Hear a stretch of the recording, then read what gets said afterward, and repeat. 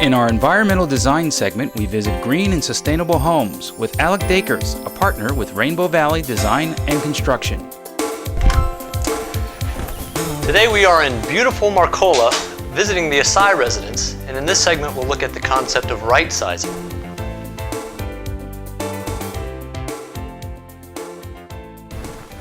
In right sizing, one of the things that we try to do is reduce the square footage of a space. And as you can see here, the entry is, it looks actually fairly big, but it's actually quite small by today's entry standards. And some of the strategies that we employ is actually removing the interior wall between the entry and the living room, thereby opening it up to the space and giving it a little bigger feel. One of the potential pitfalls of removing interior walls and opening spaces to other spaces is those spaces lose their distinct character or nature. There's no definition of space. And so in this instance, you can see we've kept a strong header element or beam above the opening to help define the spaces, but to let the natural light penetrate into the space and to add a lot of visual interest, we've actually made these little square cutouts in that header. Similar to what we did at the entry, where we've removed an entire interior wall, in the study room here, we've actually created a large opening with a door so that when you want the spaces joined together or open to each other, that you can have that. But in those times when you want the spaces closed to each other, you can also close them. And you can notice here that the doors actually are glassed or have glazing in them, so you can actually have it closed and still feel like you're part of the space. As you can see here, we've built a little niche for this entertainment center. And when you're trying to save square footage in a room, big pieces like this often stick out into the room, and therefore you need additional area around that. And what we've done here is we've actually taken the floor system and cantilevered it out to create what we call a pop-out or niche for this piece here. And so it's part of the room, but it doesn't take up all of the space in the room.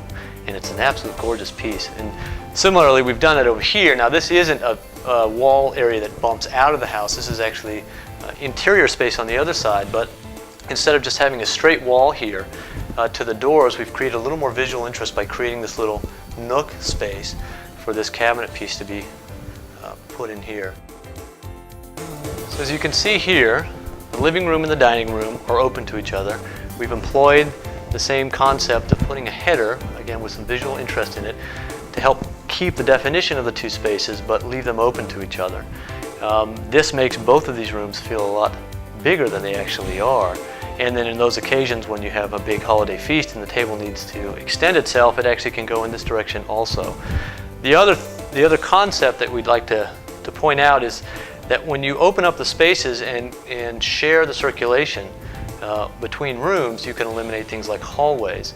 And that circulation space, or that what would have been a hallway space, is now part of the dining room in this case. And that makes the dining room actually feel even bigger.